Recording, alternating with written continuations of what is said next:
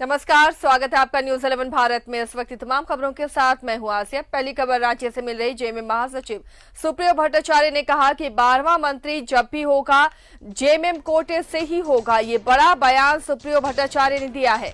फिलहाल इसे लेकर कोई चर्चा नहीं है। सुप्रियो भट्टाचार्य ने कहा ये मुख्यमंत्री के विशेषाधिकार का मामला है कि वो किसे मंत्रिमंडल में शामिल करते हैं।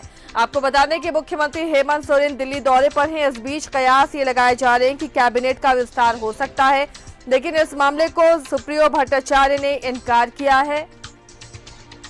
सहयोगी राकेश जुड़े हुए हैं इस मामले पर अपडेट के साथ। राकेश, सुप्रियो भट्टाचार्य ने बड़ा बयान दिया है कि अगर 12वां मंत्री जब भी होगा वो जेएमएम कोटे से ही होगा। फिलहाल अटकलें लग रही थी कि मुख्यमंत्री दिल्ली गए हैं तो मंत्रिमंडल का विस्तार हो सकता है। क्या कुछ फिलहाल समझ में आ रहा है मंत्रिमंडल विस्तार को लेकर जो सुप्रियो का बयान है, मुख्यमंत्री का दौरा है?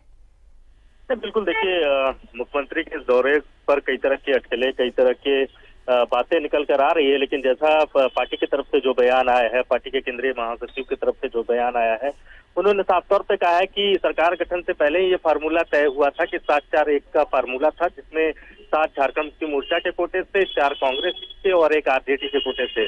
अगर उस लिहाज से, उस हिसाब से चीजों को देखे आसिया, तो कांग्रेस के कोटे से 4 मंत्री चूंकि कैबिनेट में आ चुके हैं, आरजेडी की तरफ से 1 मंत्री आ चुके हैं, तो एक जो 12वां मंत्री का जो है वो जेएमएम का आप कह सकते हैं कि हिस्सेदारी बनता है। तो उन्होंने साफ तौर पर कहा है कि जब भी 12वें मंत्री की बात होगी, जब भी 12वें मंत्री को अपॉइंट करने की बात होगी, तो वो जो कोटा है वो झारखंड मुक्ति मोर्चा का है और झारखंड मुक्ति मोर्चा के कोटे से ही 12वें मंत्री होंगे।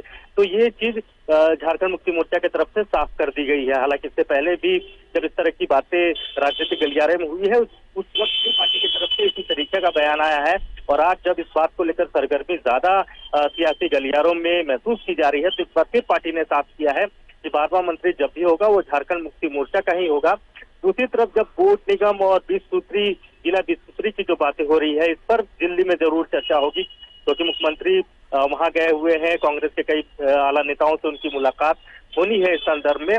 और ये भी मानकर चला जा रहा है कि चीजें कहीं न कहीं वहां से तय होकर आएंगी, लेकिन उसका आधार क्या होगा, तो इस पर भी पार्टी ने साफ किया है कि जिसकी जैसी हैसियत है, राजनीतिक हैसियत प्रदेश में, वो आधार बनेगा। सरकार में जिसकी जैसी हिस्सेदारी है वो आधार बनेगा। तो उसमें भी कहीं न कहीं झारखंड मुक्ति मोर्चा की तरफ से संकेत साफ है कि उनके पास ज्यादा विधायक है, उनकी सरकार में ज्यादा हिस्सेदारी है, तो लिहाजा जो बोर्ड निगम की बात हो या 20 सूत्री की बात हो, उसमें झारखंड मुक्ति मोर्चा की जो हिस्सेदारी होगी, लेकिन इस बयान को कांग्रेस किस रूप में लेगी राकेश? ये बड़ा बयान दिया है सुप्रियो भट्टाचार्य ने। बिल्कुल, देखिए क्योंकि गठबंधन की सरकार है तो बहुत काउंटर की उम्मीद हम नहीं कर सकते हैं, लेकिन ये जरूर है कि झारखंड मुक्ति मोर्चा के इस बयान से कहीं न कहीं कांग्रेस को थोड़ी सी परेशानी जरूर होगी, क्योंकि कांग्रेस के तरफ से एक नाम जो है वो 12वें मंत्री के तरफ से चलते ही सियासी गलियारों में चर्चा का विषय बना हुआ है। विठल कोंगाड़ी को लेकर इस बात के कयास लगाए जा रहे हैं कि वो 12वें मंत्री के तौर पर कांग्रेस कोटे से हो सकते हैं। लेकिन अब चूंकि पार्टी की तरफ से ये साफ कह दिया गया है कि जो 12वां मंत्री होगा वो झारखंड मुक्ति मोर्चा का होगा, तो कहीं न कहीं एक जरूर आप कह सकते हैं झटका के तौर पर आप इसे कह सकते हैं। लेकिन जो भी फैसला होगा वो चूंकि केंद्रीय नेतृत्व ये तमाम चीजों को देख रहा है, चाहे वो आप कांग्रेस की बात करें, चाहे वो आप झारखंड मुक्ति मोर्चा की बात करें, कार्यकारी अध्यक्ष क्योंकि खुद वहां दिल्ली में मौजूद है, पार्टी सुप्रीमो रांची में मौजूद है, तो जब तक केंद्रीय स्तर से चीजें नहीं निकल कर आती है तब तक बहुत कुछ नहीं कहा जा सकता है। लेकिन फिलहाल पार्टी की तरफ से, पार्टी के चूंकि केंद्रीय महासचिव का बयान है तो ये ऑफिशियल बयान माना जाएगा। और उस लिहाज से अगर आप देखें तो इस तरीके से जो अटकलें लगाई जा रही थी, जिस बात को लेकर चर्चा हो रही थी कि विठल कोंगाड़ी हो सकते हैं 12वें मंत्री, तो उस पर कहीं न कहीं अभी थोड़ा विराम लगता हुआ नजर आ रहा है आसिया। चलिए, शुक्रिया राकेश इस तमाम जानकारी के लिए। तो फिलहाल इस बयान से ये साफ होता है कि जेएमएम की संख्या ज्यादा है, विधायक